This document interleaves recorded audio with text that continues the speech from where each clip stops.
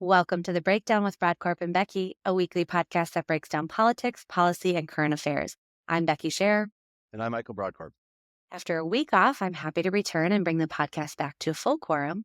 Michael handled things sufficiently without me and made some impressive arguments I can't wait to discuss further. Today, we are going to kick things off by welcoming Representative Zack Stephenson back to the podcast. Representative Stephenson is serving his fourth term representing parts of Anoka and Coon Rapids, including the neighborhood where I grew up. With Representative Stephenson, we are going to break down the power-sharing agreement between House Republicans and House Democrats that was just announced this week after a long standoff between the two caucuses. We will get into how the deal went down and how, or if, they can all move forward this session. Following our interview, Michael and I will break down a recent KSTP poll conducted prior to the new agreement that hits on whether Republicans should honor the original power-sharing agreement, whether Democrats should get paid while they were boycotting the House floor, and what Minnesotans think about the controversies surrounding Representative Brad Tabke and Senator Nicole Mitchell. Then we will get into the ever-enjoyable topic of money in politics. Thanks for joining us and enjoy the show. We are excited to be joined again by Representative Zack Stephenson. Thank you for being here. And we are just excited. We are just hours, less than a day away from a power-sharing agreement being done, everybody back together at the Capitol. Kumbaya is going on. Tell us a little bit about how we got here, how we finally have a deal done. Yeah, it's been a long road. And to go way back, of course, people forget on election day, we were 67-67. 67 Democrats were elected to the Minnesota House, 67 Republicans. The first time that's happened since 1979. And initially, things looked really good. There were really productive conversations between the Speaker of the House, Melissa Hortman, and then Republican leader, now Speaker Lisa Demuth, about power sharing. But we got a couple curveballs as we headed towards the new year. First, a seat in Roseville. Turned out the candidate who won there, a Democrat, didn't live in the district, and he resigned, which brought us to 66-67. In Shakopee, we had a different story where we had an election that was exceedingly close. Brad Tabke won on election night by 14 votes. There was a recount that confirmed he was still up. There was a trial looking into that election, which resulted in a court order saying that he won the election. But still, as we got close to the new year, there were a number of Republicans, including Lisa Demuth, who were saying that they weren't prepared to seat Brad Tabke. And that, of course, led us Democrats in the Minnesota House to come to the hard decision to deny quorum for the first few weeks of session. There were all sorts of legal challenges and twists and turns, but importantly, right before session, we made a big attempt to try and resolve the issue. We made an offer to the Republicans that said that if you treat us fairly, if we share power when it's 67-67, if you'll seat Brad Tabke and acknowledge the fact that he won, then we will offer the speakership to Lisa Demuth. And they turned that down on January 14th, which should have been the first day of session. And instead, we went through this protracted struggle and had to negotiate. And we came full circle on Wednesday when House Republicans accepted essentially the same offer that had been on the table since January, and we were able to return to work.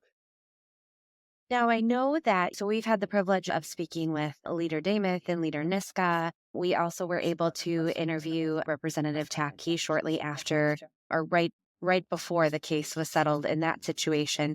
Leader Hortman has said that the Tabke seat and the controversy surrounding that was one of the non-negotiables for your caucus. Walk us through that a little. We feel very strongly that the voters should decide elections, not the partisan games at the Capitol. And Brad Tabke won that election. He got 14 more votes on election day. That was confirmed by a recount. There was a trial into the irregularities that occurred. The judge in that trial was actually selected by Representative Tabke's Republican challenger. It was a fair trial. The judge, after that trial, determined that Representative Tabke was the winner of that election, that there was no reason for him to not be seated. And so we felt very strongly that it would be an apocalyptic precedent if Representative Tabke's election were set aside by a partisan vote, because it would have been a straight party line vote, and really only for the purpose of opening up a competitive seat for a special election to secure potentially a real majority, because 67 votes in the Minnesota House is not a majority, even though it's one more than the 66 that the Democrats currently have with one vacancy. It's 67 votes as we saw from the Supreme Court, is not enough for a quorum. It's also not enough to pass a bill. Under the Constitution, you need 68 votes. No matter how many people are voting, you need 68 votes to pass a bill through the Minnesota House. So that was the most important issue for our caucus. And ultimately, when Republicans assented to seating Brad Tabke and agreed to changes to House rules to prevent them from unseating him on a party line vote, that is what allowed us to return. And a couple of the other items in the agreement that we've read over the last couple of days, feel free to correct me if any of my research is incorrect, but it was including the leader or the election of Speaker Demuth for the entirety of the 2-year term here. Republicans do have committee gavels until that tie returns, which I think we can all agree, while no election is certain, it is very likely that I think that is anticipated to happen with that Roseville seat. And then the House Fraud and Agency Oversight Committee will retain in a Republican majority as we move forward. So it seems like you mentioned this is relatively similar to the agreement going forward. And we saw the agreement be agreed to. All members show up yesterday. Speaker Demuth get elected, which we'll chat a little bit more. But talk to us about, after a couple of 3 weeks here, returning to the Capitol and where we stand today. Yeah, and just to circle back to the agreement, one important thing that people need to understand is that while Lisa Demuth was elected Speaker of the House, part of the agreement was pretty dramatic restrictions on the power of the Speaker. To give just a couple examples, and there's more restrictions than, I won't bore you with going into the minutia, but just to give you a couple examples, usually the Speaker of the Minnesota House has the power to determine what committees exist and what members sit on each committee. Speaker Demuth does not have that power. We established that in the agreement. Usually, a speaker has the ability to decide which bills that are on the calendar for the day actually come up for a vote. Speaker Demuth does not have that power. Even things like running the nonpartisan departments and the administration of the House, that is all subject to power sharing between the Republican and DFL parties. So that's important power sharing agreements. Certainly was a tough pill for us to swallow, to have just one speaker and have that speaker be a Republican, but the limitations really do make Speaker Demuth the least powerful Speaker of the Minnesota House in 40 years, at least going back to that tie in 1979, if not earlier. And that's really significant. So to that point, explain to us then maybe how you got the Republican caucus to agree to this, as I know that the Tabke seat was obviously a big thing for your caucus. Electing the Speaker, Demuth, was essentially a concession by the DFL caucus, but do the Republicans get anything else, or is this, do you think, an agreement where maybe you guys won a little bit? My caucus feels very good about the agreement. I let other people decide winners or losers, but we felt like we got what we needed out of that deal, got everything we need out of the deal. And again, this was the same offer we made on January 14th. We were the whole time we're willing to do exactly what we did. Republicans were not willing to do that on January 14th. They were willing to do it on Wednesday. So ask yourself what changed during that time. I think probably the biggest thing was that more and more of the time where Republicans have a one-seat advantage was disappearing. Every day that was going by was an opportunity for Republicans to have sole control of the House. But by refusing to seat Brad Tabke, by refusing to come to this power sharing agreement, they lost the opportunity every single day. And as both of days in a legislative session in the Minnesota legislature are precious commodities, because the Constitution is very clear. We are going to adjourn 3/4 of the way through May. So every day that they lose is one they can't get back. I thought the original proposal was that Demuth would be Speaker just for the time that she was, just during that kind of time when they were mathematically ahead, and then they would go to a co-speakership. Was there not a change regarding the fact that she would be Speaker for 2 years? If you go back, we made a public offer to Leader Demuth that's along the lines that what you just described, okay? And that was made on the 13th of January. Then on the 14th of January, Speaker Hortman made an offer to Leader Demuth on top of that would have said, you can be the sole Speaker of the House subject to limitations for 2 years. And you don't have to take my word for it, because the Minnesota Reformer reported that in the days following January 14th. We think that was leaked by someone in the House Republican caucus. but that it was reported back then. And that is the deal that was made on Wednesday. I will believe you, but I will fact check it too. Okay. Go look. Just so we're Yeah. clear. I Yeah, do believe you. I don't. Becky, not so much, but you, Representative, I will. So you mentioned as the days went on, things got tougher for the Republicans. Well, I would partisanly argue that maybe it was also getting tough for your side. Walk us through. I have to imagine there were many conversations with 66 members at 66 different districts, 66 different opinions on life and politics in general, how that you guys kept the caucus together, cohesive, moving forward to get to this point, and also how those 3 weeks went for you working in your district and potentially getting feedback from those supportive of what you were doing and those who were not. Yeah, I don't want to understate the fact that it was a difficult decision to decide to deny quorum. Certainly among the more difficult decisions that I've been a part of in my time at the legislature. It's not something that anyone wanted to do. We all work very hard, particularly members like me who come from very closely divided districts. We work very hard to get our seats in the legislature. We want to be there. We want to be doing the work. It was just, we could not agree to do that if we knew that coming in was going to result in the undoing of a legitimate election, in this case of Representative Tabke. And that really united our caucus of 66 members who do come from all corners of the state and have very different districts, but we all agreed that it was worth it to protect our democratic process to do that. And I got to tell you, once we made the decision to do it and once we actually stepped out, it didn't become more difficult as time went on. Once you've made the decision to step away like that, to deny quorum, you kind of do it with the expectation that you're going to have to do it all the way through. So we kind of knew what we were getting into at the beginning. I think what changed was, I think some people in the House Republican caucus thought that they could make quorum 67 and 60 instead of 68. And that's what we saw those first 2 weeks of session. And if anything, that experience actually more united our caucus, because our caucus saw that as a power grab, an unconstitutional power grab. And we felt very affirmed when the Minnesota Supreme Court ruled exactly that way. And that's what actually reopened negotiations, when the Supreme Court said that quorum is 68 and what the House Republicans had done those first 2 weeks of session was illegitimate. Were you prepared? Was the caucus prepared to hold out until March? If necessary, absolutely. We didn't want to, but we would not have gone back without assurances that Brad Tabke's election would be respected. It was non-negotiable. There was a filing regarding by Leader Niska and then now Speaker Demuth regarding the ability to compel quorum. You're a lawyer. You're also a legislator. Explain that, and to what degree did that Supreme Court case spur up discussions and help facilitate there being a closing of the deal, or did it have any impact at all? So, what's important to understand is what happens on the first day of session in the Minnesota House. And we all know that there's the ceremonial thing. The Secretary of State comes in, gavels us in, a prayer, whatever. The first thing we do is elect a presiding officer. But then there's a bunch of stuff we do after that's really important. We elect a clerk. We elect a sergeant at arms.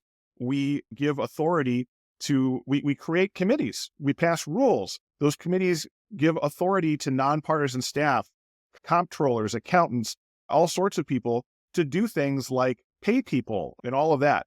But until all of those votes happen on the first day of session, no one has any authority to act on behalf of the House. There is no clerk. There is no sergeant at arms until we elect one. There is no comptroller until that person is vested with the authority to act on behalf of the House by the votes we take on the first day.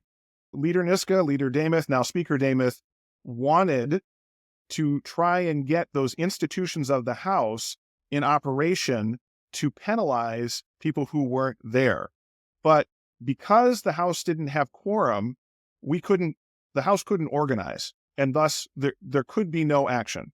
That was the situation that we were in. Now, Leader Niska, Leader Demuth sued to try and give themselves the authority to do those things.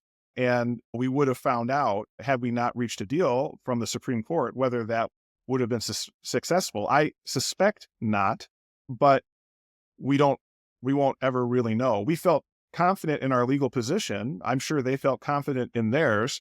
But any lawyer worth their salt will tell you that a settlement is better than even feeling very confident going into litigation, because there's always downside risk. There's always the risk that you're wrong. So I think both sides were cognizant of that. And on top of that, from our perspective, we wanted to get back in. We wanted to do the work. And so as soon as we had a deal that respected the will of the voters and ensured that Representative Tabke would be seated, we were happy and excited to come back. Leader Niska has since said that they are no longer seeking any penalties against Democrats for that. But my question to you, and especially as a lawyer, you know how important precedence is in all sorts of case at the legislature in law. Is there any concern that the denying the quorum, not in general, but in recognizing that the Leader Niska and Leader Demuth over the last couple of days as they were trying to make this argument with Simon on the House floor, is there any fear that in the future a majority or minority or group of folks could do something of this sort and never be compelled to come back? Keep in mind that denial of quorum in Minnesota really will only come into play in situations where the House is tied, because quorum is 68. And so any majority, anyone who has a majority in the Minnesota House should be able to produce a quorum. And a minority that tried to deny quorum would never be successful. They would just be allowing the majority to do whatever they want without any counter expression. So it's a pretty narrow set of circumstances in which denial of quorum is even a thing in Minnesota. It's only happened twice in state history that stars aligned in such a way where it could happen. I think the much more troubling precedent would have been undoing an election that a judge said was fairly decided for purely partisan reasons. That would have been the bad precedent, and we avoided that precedent.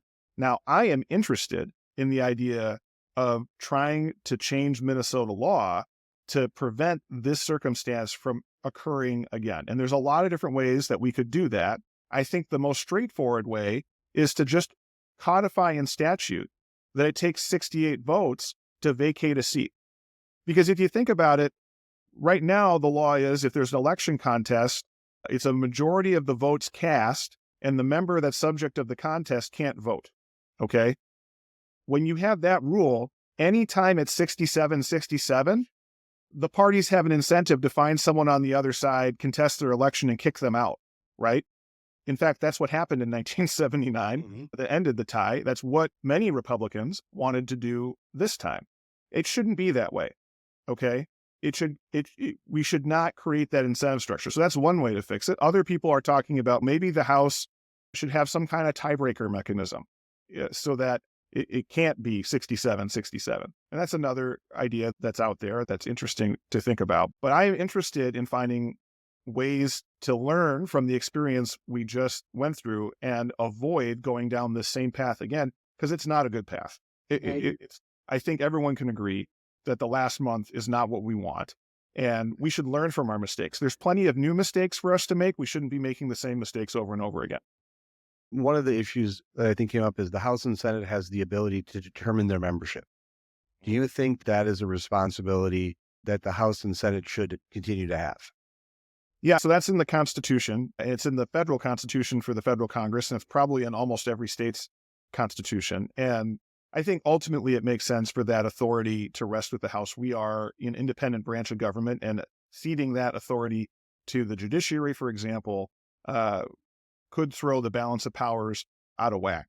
But that doesn't mean there shouldn't be some protections. My personal view, and I hinted at this just a second ago, is that we should have a system where if you're going to contest an election, you should first have to go to court, because I think having a trial where you can have all the judicial protections, due process protections we have in our legal system makes a lot of sense for getting the evidence out there, establishing the facts, here's what happened, while still giving the ultimate authority to the House.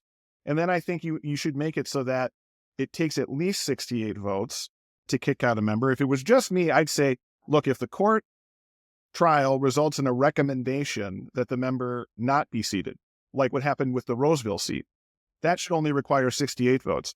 But if the court's recommendation is that the member be seated, then we should raise the threshold and say it requires 90 votes, 2/3 majority.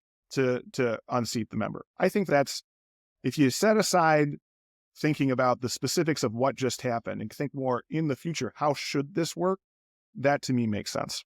Let's get back to some of the good stuff. So, yes, Thursday, February 6th, Secretary of State Steve Simon gavelled in, declared a quorum for the first time in 2025, and Speaker Demuth was elected. I want to note also that Senate Senate President Bobby Joe Champion gave her the oath of office. And this is the first time we have a Black man and a Black woman leading the chambers, a pretty historic moment for Minnesota, for the legislature. Also, the first time, correct me if I'm wrong, but a Republican woman is the Speaker of the Minnesota House. Very exciting on both sides of that. And then the agreement was voted on, signed in, made official on that side. And now we get to move forward. Can we move forward? I think so. I think it's going to be bumpy for a variety of reasons. But let me just go back a minute and say the moment that you just described, where Senator Champion, the first Black man to be president of the Senate, so first person of color to be the presiding officer of either chamber of the legislature, swore in the first person of color to ever be Speaker of the House at the start of Black History Month. That was a special moment. And I got to give major kudos to Speaker Demuth for choosing to be sworn in by President Champion, a Democrat. I thought that sent a lot of very powerful messages, and I thought it was really appropriate and well done. It was a nice thing to do. But we have a lot of challenges in Minnesota right now. We had a budget forecast that showed a very narrow surplus in this biennium, a looming deficit in the next biennium. I suspect that when we get the next forecast in February, it will be worse, because I think that some of the policy decisions coming out of Washington will make the forecast worse. And if we do have an even smaller surplus, or heaven forbid a deficit, I think that's going to make it harder. I think when you have a 67 legislature, that's going to make tricky. It's some unexplored territory, trying to put together a budget where you're sharing power. So I think it's going to be challenging. I think we're going to find that there are some unexpected moments, that positivity, and then some bumpier moments too. And that's what happened when we were negotiating this deal. There were some great moments. An example that's been reported, we were trying to negotiate how we were going to do the budget process. I'm the DFL lead on the Ways and Means Committee. I'll be co-chair when we return to 67, which is the committee that sets the budget resolution. Paul Torkelson's my Republican counterpart. He is currently the chair. He will be co-chair when we return to 67. And we were trying to figure out what we wanted in the agreement to guarantee a fair process on the budget. And Paul looked across the table and said, I'll offer you a no shenanigans handshake, his word. We're going to do this together. We're going to treat each other fairly. And that was good enough for me. I believe Paul Torkelson's a man of his word, and I'm a man of my word, and we shook hands. And that's a good moment, right? That's a good moment for the institution, and hopefully one that sets the tone going forward.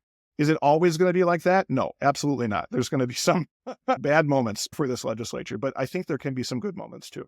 It seems to me that there's going to be some bruised relationships. And you've been there a few sessions.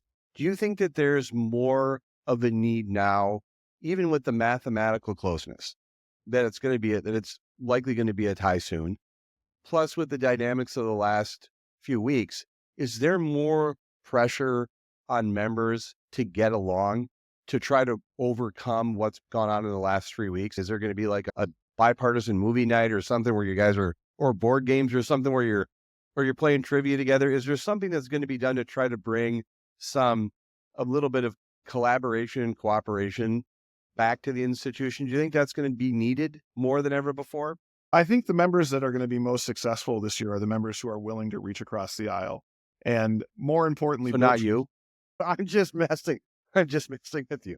But build trust. And there are a lot of Republicans who I have worked with who I trust and who I think trust me. And they speak for themselves. Those types of relationships are what are going to yield results. And on both sides of the aisle, there are members who have prioritized building those relationships and members who haven't, because different people come to St. Paul with different agendas. Some people come, they just want to get stuff done. Some people come, they want to make a lot of noise. There's different perspectives. And I think the people who have prioritized building relationships are the ones who are going to be successful this year. That's a great answer. That was a really good answer. You mentioned earlier that there is a deadline to get the work done. Since this power sharing agreement, there's been assurances from Demuth and Hortman saying they still anticipate getting done by that May 19th date. I do want to touch real quick because the budget is a big thing and there's a lot of work to be done in a condensed amount of time here. And since we have somebody who is right there in that negotiations, I want to ask you a question and hopefully not pitch you against your leader right now. But I was at the Minnesota Chamber dinner and Leader Hortman did say that she was open to tax cuts this year. Now, this is something following the 2024 election. Michael and I have talked a lot about how Americans, Minnesotans voted with their pocketbook, that things are really expensive, that the economy has struggled on and off. And here in Minnesota, we have seen a lot of spending coming out of the legislature in the last 2 years. So talk to us a little bit about how I know a lot of that there was a lot of one-time spending. But moving forward, what are your priorities when it comes to the budget? Is it tax cuts? Is it keeping status quo? Where can we move forward and what can Minnesotans expect coming out? Obviously, again, lots of negotiations need to be happen, but what are your and your caucus priorities when we're looking at the budget? Number one priority is delivering a balanced budget on time. We want no government shutdowns. We want Minnesota to have continuous government. Number two priority is protecting the institutions that make Minnesota a great place to live. We have great schools. We have a great healthcare system. We have great parks, great environment. None of that is free. Nothing in life is free. All that stuff costs money. And so we need to protect those institutions because they are what allow us to have the highest quality of life of any state in the country. And we have to protect those institutions. We also need to recognize that the economy has not been working for a lot of people, and it has been really difficult for people to deal with rising costs. And frankly, a lot of those problems are about to get worse. We are expecting inflation to pick up again as a result of some of the policies coming out of Washington, D.C., these tariffs, for example. And that could be particularly true in Minnesota, where we actually engage a lot with Canada. If there's a 25% tariff on Canada, you're going to expect your gasoline prices to go up really significantly, for example, just to give you one little example. So we should be thinking about affordability for middle-class families with every decision we make. And tax cuts are one tool that we can work on affordability, but there's other things we can do too. I have 2 kids and I'm a middle-class family. When we passed universal school meals, that saved my family $300 a month.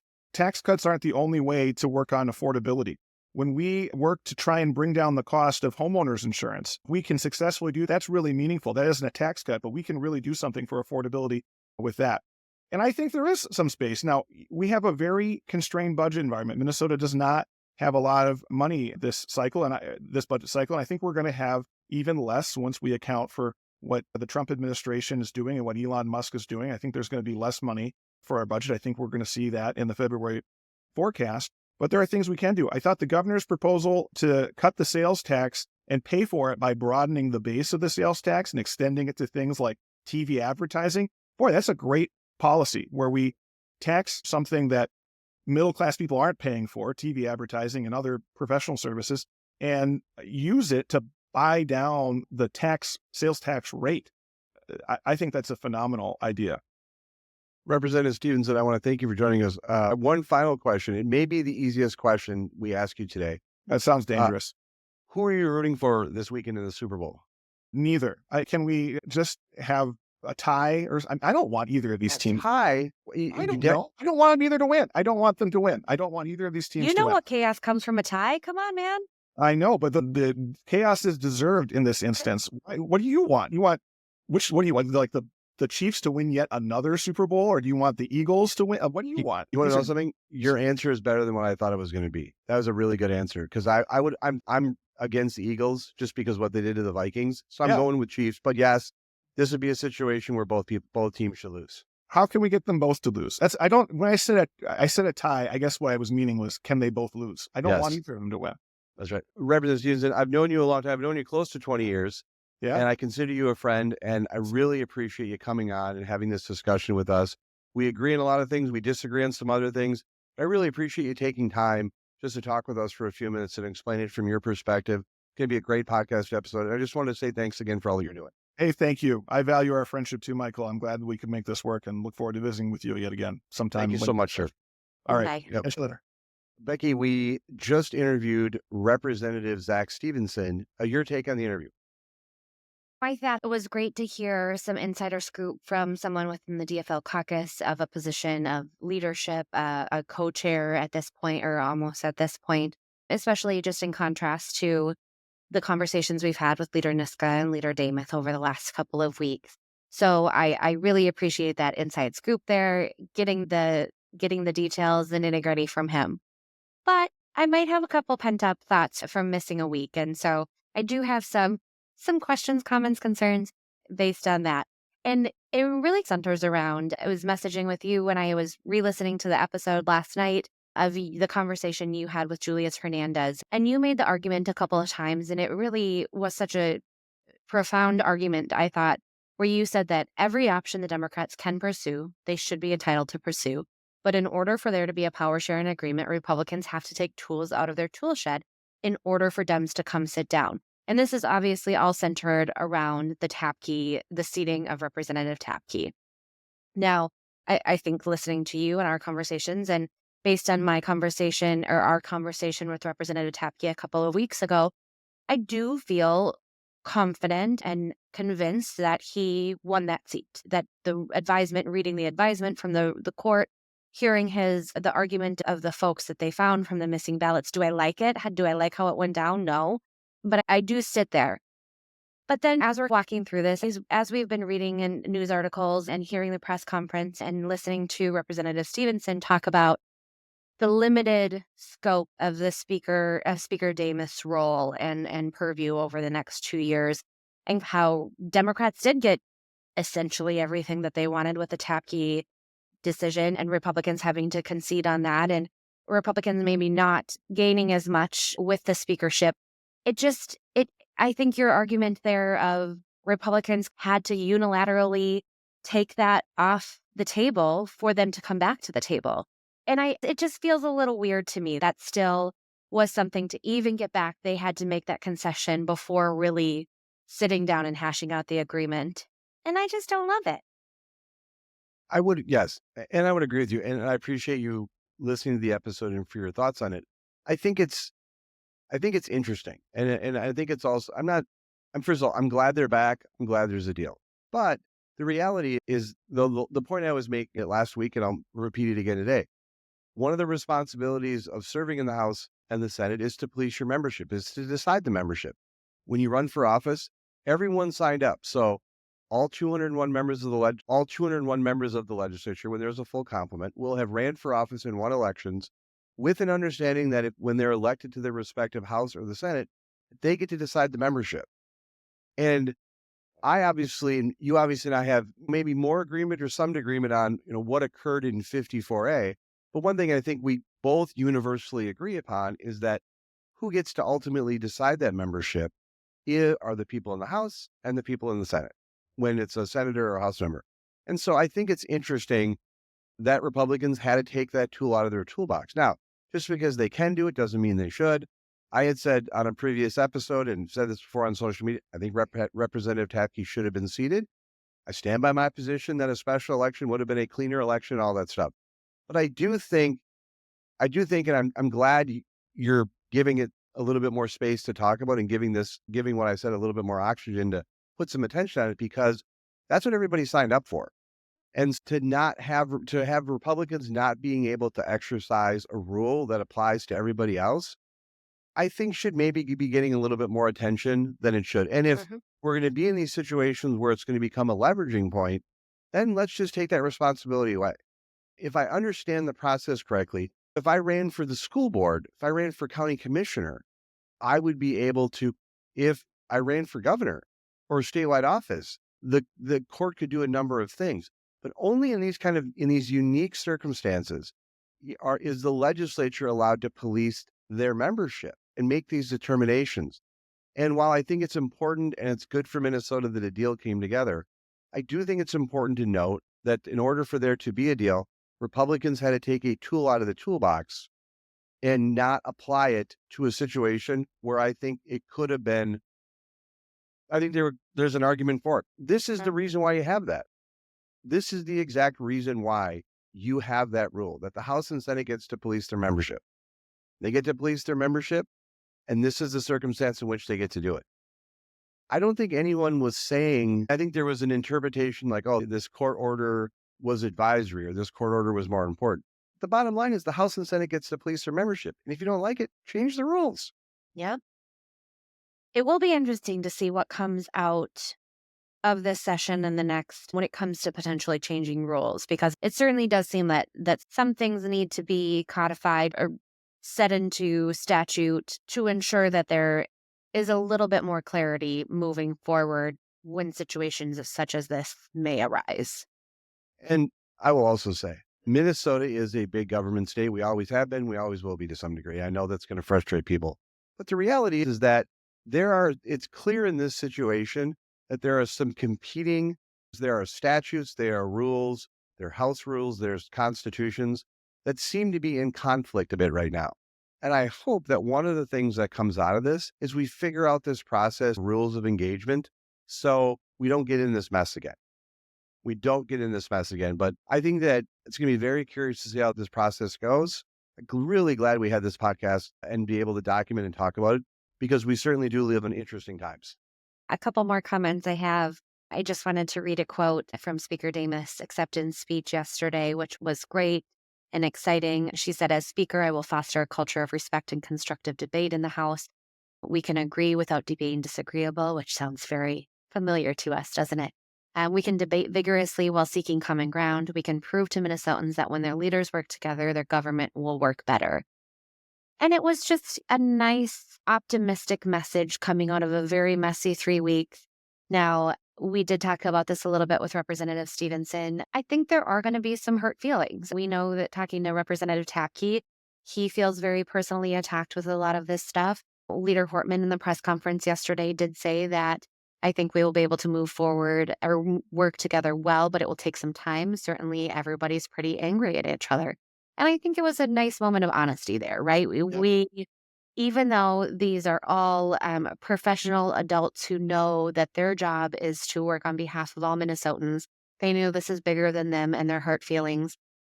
It's been a lot. And there's been a lot that has been articulated in the court of public opinion on Twitter. There's been a lot of sometimes personal attacks and some words shared at each other.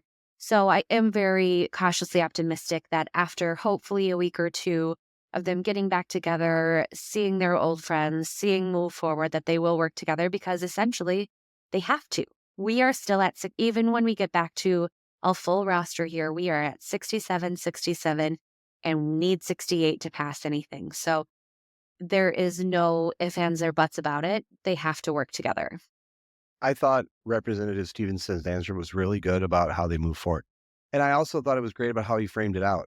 The members that are going to be successful are the ones that reach across the aisle. And he wasn't just talking about the Democrats, he was talking about Republicans too. As I noted, I've known Representative Stephenson, I think now actually more than 20 years. And I know that he is the type of individual and partisan and legislators, let's say, he can be tough in battle, but also extend that hand. And I think it was a very kind of profound statement from him that I think is really going to summarize and foreshadows what the dynamic's going to be. I was really impressed by his answer, because obviously when you're wearing the jersey for your team, you got to throw the elbows occasionally. But at the end of the day, the institution has to work together. And I think that his perspective on what's going to take for the institution to be successful was absolutely spot on. I think there's going to be members who are going to reach across the aisle. That's going to be some successful. I think there's going to be bomb throwers on both sides. But his perspective was, I think, very informed. And I think it's going to be a great way to summarize how this session is going to go. It was a really good answer. I completely agree. And maybe it will be a changing of the times just in general. No, we're not that optimistic. No, I think it's going to get bumpy. I think that, look, and I'll be as Pollyannish as the next one. I hope everyone gets along. I'm still a realist, okay? Which brings me to my last comment I have on the interview is I did hold back my frank opinions when it comes to the budget and the February forecast likely looking worse than the November forecast. yeah, we're blaming this on Trump. Sure, there is some potential of what the federal government is doing and its impact on Minnesota's bottom line. But you knew that when you were enacting these laws 2 years ago, that there was a 50, not maybe 50-50, but there was a chance that Donald J. Trump is going to take office again, and that was going to impact the Minnesota budget. This is all all from Minnesota Democrats spending $18 billion surplus, raising taxes another $2 billion. That's what's going on here. I wasn't going to give him that hard time because I do appreciate the work that he has to do here Yes. on a budget that's going to be really tough. But man, oh man, I was sitting on my hands there. Your observation is very well taken. And I just want to note that one of the challenges of doing this podcast, that in fact that we're both, you more than me in some situations, more Republican than not, but we want to have discussions with everyone. And sometimes we want to give people the space and the opportunity to talk. And sometimes letting a few just zing by. But your observation, I caught the same thing. Your observation is well noted. And I compliment him for stating it. He is absolutely going to be a member of the legislature who is going to come ready with the points to make. He also got it an Elon Musk point, which we should talk about in a later episode. But you're not going to slip too many past Representative Stephenson. He's a sharp one. He's got a job to do. He Yep. came ready to do it, and Yep. that's not our role or how we play this. But I did have a little chuckle and made sure to take a little note there. But all in all, really grateful for him coming on. It was great to chat about it. And they're back in session. 3 long weeks, but they're back in session. And I think that brings us to a really good next point, is breaking down this recent KSTP poll. Now, this was conducted prior to the power sharing agreement, but has some interesting points. It was all about what is going on up at the legislature. And I guess I want to give the Minnesota respondents of this some credit for hopefully knowing what they were being asked. But some interesting outcome here. So let's first hit on the quorum issue, which I am still not convinced of the Supreme Court's case, but it is over and done with. And I am not an attorney, nor do I play one on TV. So we're going forward with this. 48% of Minnesota respondents in this poll said that they think a quorum requires 68 House members. So they agree with the Minnesota Supreme Court. 23% said 67, and a third, 30%, are unsure. I want you to get through all these poll questions, but when I saw the poll and some of these questions, it's just a tough subject to poll about. First of all, do people know that there's 134 members of the House and there's 67 senators? And do they know? Then do the math. Do they know what quorum means? Yes, I know, it's fantastic. Do they know what quorum means? Nice, yeah, that's really good. Yeah, that was a good one. The 55% support a GOP DFL agreement in the House, 23 oppose, 23% are unsure. When we look at this, these are the two I want to break down a little bit first. That one, the power sharing agreement, definitely feels like it favored maybe a little bit of the DFL side wanting the GOP to come back to the table, get to that agreement, and move forward. Now, they did also poll asking if the DFL should get paid while they are boycotting the House floor in session. 49%, almost 50% there, 49% oppose paying DFLers during their House boycott. 32% support paying the DFLers, and 19% are unsure. This was sticking in the back of my mind as well and I'm curious to get your perspective. Representative Stephenson had said that he felt that this agreement happened because time was running out for Republicans, right? That we're to this point where the optics are no longer starting to look good for Republicans, and they were forced. I think the court of public opinion was pretty split on this. I think that they were also to the point where now that the special election got moved back to March, were they going to stick it out for another 6 weeks? Were they going to sit there for over 2 months and boycott House floor, House session, and doing their duties up at the Capitol and still get paid? What's your perspective on that? Do you think there was really, it's pretty split both ways with just around 50% kind of buying both sides, but what's your perspective?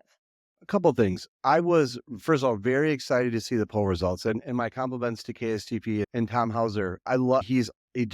It's always, Tom Hauser just tweeted about another poll. It's always like the Drudge alarm. Let's get ready for it because it's always good stuff. I was surprised on the power sharing question. I was surprised it wasn't higher because it's a tough question to ask. It's obviously it's a good poll and people are asking, but it's asking people, do you like apple pie or cherry pie? It's tough. So I was surprised it wasn't higher because it's a power sharing agreement. The DFL pay, I'm also surprised wasn't higher. It was close to 50. Only 30 opposed. Also, only 32% of people opposed pay the Democrats during their House boycott. I thought that would have been higher. I'm sorry, the opposed would have been higher. It was still there. And so I truly believe, I'm not trying to question anything that Representative Stephenson said. Excuse me, what Representative Stephenson said. But I do think that the court hearing that was scheduled about whether the Republicans, in essence, enforced quorum in a smaller number. And obviously there was a risk, and Representative Stephenson was correct. It's a risk for both the Republicans and the Democrats in that issue. I do think that helped jumpstart some things. And I know that there is a court case. The Supreme Court actually heard oral arguments on it. I don't know if we're going to get an opinion, but they did actually have oral arguments yesterday on the issue. I do believe that that was a little bit more of a catalyst. But again, these poll numbers are just incredibly fascinating. Two other key parts of this poll were targeted at individual members, one at Brad Tabke in the House and one at Nicole Mitchell in the Senate. They asked respondents of whether they support or oppose seating DFL Representative Brad Tabke. 47% support seating him, 29% oppose it, and 23% were unsure. And then when we come to Senator Nicole Mitchell, and again, as a reminder, since we haven't talked about this as comprehensively over the last couple of weeks as we had the Tabke situation, she is being charged allegedly breaking into her stepmother's home. That court case has now been moved to the end of session, which is a controversy in itself. But the Senate Republicans have pushed for her to be expelled before her trial is over. 43% of Minnesotans say that she should not be expelled before her trial is over, and 41% say she should be expelled immediately. So 16% unsure there. That one's pretty close. Yeah, and again, I love polling. I love polling questions, and I love that KSTP did this. As I said, I love the Tom Hauser tweets when he throws this stuff up. I just wonder about the level of detail that you have to get down to, because these are great questions. And I don't want to claim that I don't think there's anything mechanically wrong with the poll. If you would have asked me, if this was like prices, I would have been putting the figures in a different order. But it's just fascinating. It's very fascinating, these numbers. And I think one thing to note is the proximity of all the numbers. In terms of what I mean by that is the largest number, how close they are to 50% or just a little bit over. It just shows what I think is that this state is polarized right now in a number of ways. And if you look at the makeup of the legislature, until recently, we had a tie in the Minnesota Senate, and now it's 34-33. Right now, the House of Representatives, Republicans have a 67 to 66 advantage. There's a belief based on the current betting pools that the Democrats are going to win that seat. It's going to be back to 67. But I would have thought that the numbers would have been higher. And if you think about the Price is Right game, like I would have been turning to the audience and being like, and I would have probably gone with bigger numbers. I think it's a good point too. And for those who may be listening and aren't aware, the people who are actually conducting the poll on the phone are usually simply reading questions. They're not answering backup questions. There's no more information to be found. They are asking the question as it is written, alternating the answers that are available. And so you're right. It's hard to know, even in the best polls, just how much is actually comprehended or by folks participating. But it was a fascinating poll. I loved looking at it and seeing the specifics. And more importantly, we get to sit here and analyze it when they're all back in session and moving forward and hopefully having a successful, making lots of progress. I do have one question I want to ask you because I wanted to discuss this, and I should have prepped and let you know about this in advance. The Republican Party of Minnesota announced recall petitions in these seats, and they've announced that they're continuing with the recalls. So Minnesota has a pretty high recall standard, and it's for nonfeasance or malfeasance.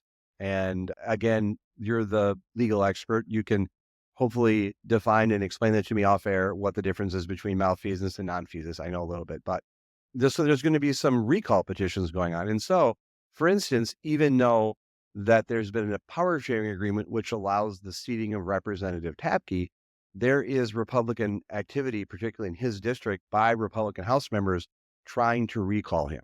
Mhm. And this recall effort is going on all across the state. I want to get before I give my answer on the recalls, I want to give your take. I want to get your take with this ambush question. Wearing my very red partisan hat here, I am fully supportive of any fundraising tactic that the state party may endure or put forward that will help them raise some money. That is very hard to do. And I think, to be frank, I do think there is a compelling argument to be made, especially prior to the power sharing agreement, that from my perspective, these members were not doing their job. They were not showing up for work every day. They were not allowing progress and to be made and for business to be conducted. I think there is a very valid argument to be made. Moving forward, now that they are back, I do think there's also, it's Big Brother looking over your shoulder and reminding you that you better continue to conduct yourself accordingly. But at the end of the day, I think at this point, it is a very impressive fundraising opportunity for Republican Party of Minnesota, one that they desperately need, which we'll chat about a little bit more here in a minute. And so I don't expect any recalls to happen. Like you said, it's a pretty high threshold. But I do support, there's a reason we have, what am I looking for? These things that folks can seek opportunity to utilize when they believe that business is not being conducted, that there is malfeasance. This is a tool in their toolbox. I do support that being looked at, and whether that will bear any fruit, we'll see. But at this point, more power to them. Got it. What do you? You'll be shocked to know that I'm going to take a different approach, which is I don't think that the legislative, that the holdout rises to the level of a recall petition. This was activity that was done. You can disagree with the legislative activity, but by all accounts, members were meeting with their constituents. They were doing meetings. I think the Democrats did a good job of establishing that they were still doing some work. There were legal challenges to what was going on. And so I don't think any of this rises to the level of a recall effort. I don't think it meets the constitutional requirement.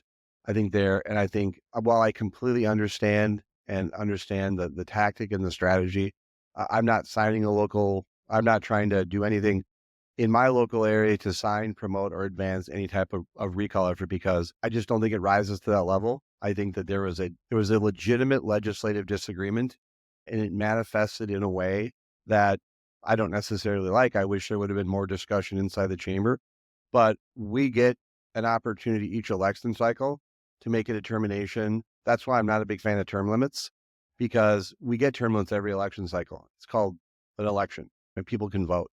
But I just want to get your take on it, because there's two sides, and some people are but it was just interesting for me today to see that even though there's a power sharing agreement deal, that the recalls are still going on, and that there was a House Republican out in Representative Tabke's district working to getting signatures signed so there could be a recall petition against him. I just think it's cold, and the legislature is back, and there's better fights to have. Right. And I have to say, I am assuming, I'm very curious of what the quarterly report will show for Republicans here, because them continuing that effort when it is so bitterly cold out makes me feel like maybe they've had a successful couple of weeks here. I did the hat, top of the morning kind of thing you were doing there about wearing the hats. That was good work on your part. Speaking of money, we're going to end here by chatting through recent Minnesota reformer piece, which is getting their second shout out on our podcast today. Rep. Stephenson brought them up before, but they had an article this week that titled "A Big Pile of Money Wasn't Enough for Democrats to Hold the Minnesota House." And I just found it fascinating. We've talked a lot about Republican struggles, in particular from the state party when it comes to fundraising. The House caucus and the Senate caucus do have significantly better results than the state parties have had. So in this 2025, last year, House Democrats raised 3 times over the House GOP. So they raised just shy of $10 million and spent just over $10 million to defend their majority. And House Republicans raised $3.2 million and spent nearly $4 million to flip those key House seats to make it a tie. So here we have 3 times the Democrats spent to keep their majority, and they didn't do it. It's a tie here. It's pretty compelling that money doesn't always speak. No, you're right. And I'll say a couple things to this. First of all, one of the topics that we discussed, and obviously, interest of full disclosure, again, I was a Republican for Harris in this state. One of the arguments that I made, and I wonder if this is an example of it, maybe where I was right, which I always love to talk about, but I had said that there had been one of the possibilities of Governor Walz being on the ticket nationally was that it would energize Republicans here in Minnesota. And so and I think that this is an example of where the electorate, in terms of that return, that ROI, that return on investment, the Republican money went farther because I think the electorate and the Republican base was particularly energized about they're energized and in terms of they were energized to go to the polls because of concerns, frustration to vote against Walz, even though Harris and Walz did win the state. I would also say that this is also an indication, and just to say, I think some of the smartest Republican operatives and strategists in the state are in the legislative caucuses. And so having this effort, Republicans in the state have had to learn how to spend their money more efficiently and smarter. And this year, it really showed that it worked out. And because they were outspent, but they overperformed just from a monetary standpoint. I think what you're saying is, and I agree with you, is that just from a raw dollars standpoint, the Republican money went farther than the Democrats did. And that should be something in a state where there hasn't been a lot of Republican things to be excited about. What the House Republicans did, their campaign operation, how they were able to win, is something that people should be looking at. Absolutely. And especially when we do take into consideration those state parties, and the DFL state party raised nearly $11 million and spent nearly $9 million to defend the trifecta. The Republican Party of Minnesota raised under $500,000, spent $70,000, or ended the year with cash on hand of $70,000. So spent a couple $100,000 in state elections, which the numbers are not surprising, but surprising and staggering all at the same time. But to your point, it really does go to show the messaging side of things, the enthusiasm that there was for Republicans, for the elected officials by the base, really was significant when we look at the broad track record of what came out of the 2024 election. And can that maintain going forward? Who knows? But I think it is something that money is important. We need money to communicate and to do the work. But energy and that grassroots kind of vibe and feeling is a real thing. And the momentum that there is and the groundswell really can help push things along. And it appears for Republicans in Minnesota, it certainly did that. Yep. And then on the federal side, I think you had Republicans did better federally. Yeah, they did much better because this article noted that they had brought in close to $4 million on the federal side, which, as you correctly noted, was helped by a visit by then candidate former President Donald Trump, now Donald Trump. And we had talked about that with John Rillo and Kip Christensen. We had talked with them about whether the Republican effort, would Trump be value added in this state? And it's clear that from a donor perspective and cooperation, Chairman Hand and Anna Matthews obviously worked well with Tom Emmer and the Trump campaign to help bring in some big money and get the party out of debt, which was significant. But on the state side, they struggled a bit. And here's the thing. Republicans have, and I understand, respect, and appreciate Representative Stephenson's talking points about what authority Speaker Demuth has, but Republicans have the speakership. Right. And that's pretty significant, a win for Republicans in a long time. And there's opportunities for Republicans to build on that. And the last thing from this article that I just thought was interesting and very curious, we're going to have lots of conversations over the coming months on this, is surrounding Governor Walz, your guy. He has entered 2025 with over $1 million cash on hand. So unknown at this point of whether he would be running for that rare third term. It is possible. He has said that he is going to wait until after the legislative session to decide. $1 million certainly has potential, as this article mentioned, to scare off another challenger going up against the sitting governor, the two-term governor, who may not have been successful on the federal stage, but certainly has been here in Minnesota, who's sitting on top of $1 million, especially when we also have combined that with the news last week with Ken Martin being elected to the DNC. Governor Walz did put his support behind his deputy chief of staff, Richard Carlbaum, to be the new DFL chair. That is yet to be determined, but that certainly some folks, I think yourself included, tipped that towards maybe Walz. Is he running? Is he not? Leans towards he wants this guy there so he could run again. So it's just an interesting take. $1 million is a lot of money. We will see in mid-May, June-ish, what decision he makes for the 2026 cycle. But man, 2024 gets done and we're already looking forward towards the next election. Do you think he's going to run for a third term? I Oh, don't wow. know. I think all signs point to yes. I think he's tired. I think he went through a lot the last 6 months. I think there's a lot of drama and chaos that this session and next is going to endure. Is he going to be able to have those significant wins leading up to 2026 to pull him over the finish line? And I say that when I want to cautiously think that Republicans are going to put up a sound challenger. I don't know. A third term is a lot. What do you think?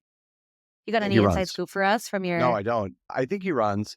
And one thing I will note too, it's a subject for another episode, which is one of the best ways to gauge the intensity and where the wins are and what the intensity and enthusiasm is about the candidates. And I'll be very curious to see, we can talk about it more in a later episode, what candidates that we're hearing and what's being discussed. Because again, Walz doesn't run in a vacuum, and there needs to be, if he decides to run, who's his challenger? And we'll see where that's looking, what names are getting tossed around and what's being discussed. But I think all signs point to, as you said, yes. But we'll see. All right. Last thing, Super Bowl. What food do you got this weekend? I'm going to be having some food with some neighbors. I think I'm going to have an assortment of stuff. We're going to have, I think, wings, pulled pork, a whole bunch of stuff. How about you? Is your plan, are you going to stay awake for the entire Super Bowl? You going to stay for the whole time? I would like to think so.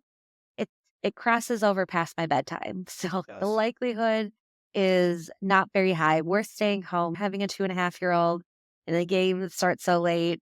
We don't like to mess with his bedtime on a school night. We're just sticking out at home. We're going to have some potato skins and some chili cheese dip. And Who are you rooting for? I just want both teams to have a good time. That's great. I'm Becky, excited to see last question. I'm excited to see my girl T Swift. Betting pools right now have it leaning, I think, towards, I don't buy into this. I think it's so silly, but that they have it leaning towards Travis Kelce's going to propose after come they on. win.